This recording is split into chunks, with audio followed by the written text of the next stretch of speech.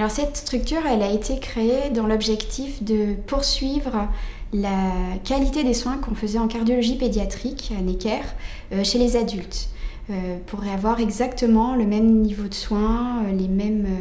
compétences, les mêmes façons d'évaluer les patients, de diagnostiquer la cardiopathie, de les traiter, mais surtout de les suivre dans un environnement d'adultes avec des spécificités d'adultes. Donc l'hôpital européen Georges Pompidou a toutes ces structures et c'est pour cette raison, dans la continuité de ce qui se passe en cardiologie pédiatrique à Necker, que cette unité a été créée. Ce qui est nouveau, c'est la population qui est nouvelle en fait, puisque avant les patients qui avaient une cardiopathie congénitale étaient tellement sévères qu'ils ne survivaient pas jusqu'à l'âge adulte, et là la population croît, et il y a même plus d'adultes que d'enfants congénitaux, et il y a aussi une nécessité d'avoir une prise en charge chirurgicale pour des opérations très spécifiques.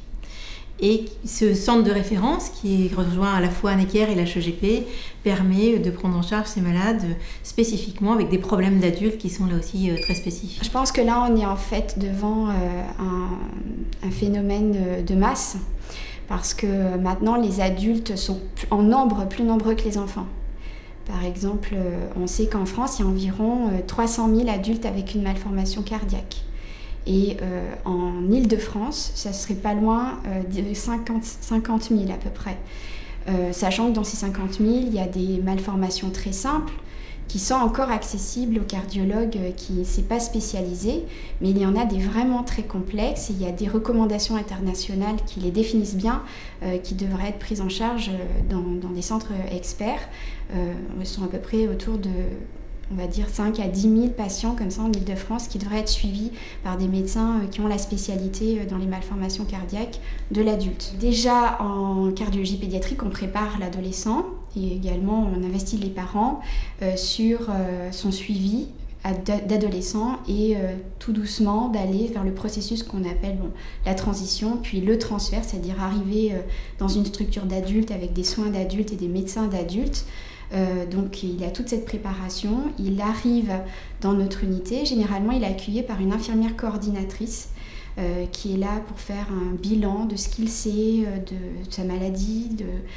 ses plaintes, comment il envisage son suivi et l'aider à organiser tout ça pour qu'il soit de plus en plus autonome et assure un suivi optimal pour qu'il soit en bonne santé le plus longtemps possible. Sur le plan médical strict, on peut dire par exemple qu'on sait que si on n'a pas un suivi optimal, on a un risque de complication qui est plus important. Donc si notre mission est accomplie en termes de faire comprendre aux patients qu'ils ont besoin d'un suivi régulier, qu'ils ont un recours facile, qu'ils peuvent poser leurs questions facilement, il y a des choses simples. Là, par exemple, on a une adresse mail de l'unité qui leur permet de poser des questions sans l'intermédiaire du téléphone. Donc si on a réussi notre mission d'information et de suivi, on est à peu près sûr qu'on évitera un certain nombre de complications. Et puis pour eux, il va y avoir un certain nombre d'aides qui vont leur aider à vivre avec cette pathologie, parce que finalement, ce qu'on leur dit, c'est qu'ils ne peuvent pas l'oublier complètement. Ils peuvent l'oublier dans la vie de tous les jours, mais la garantie de pouvoir l'oublier ou de mener la vie la plus normale possible, c'est aussi d'avoir un suivi régulier, de connaître sa maladie, d'avoir un certain nombre d'informations sur cette pathologie. Et donc ça, on espère bien que ce suivi, ces informations les aideront dans la vie de tous les jours.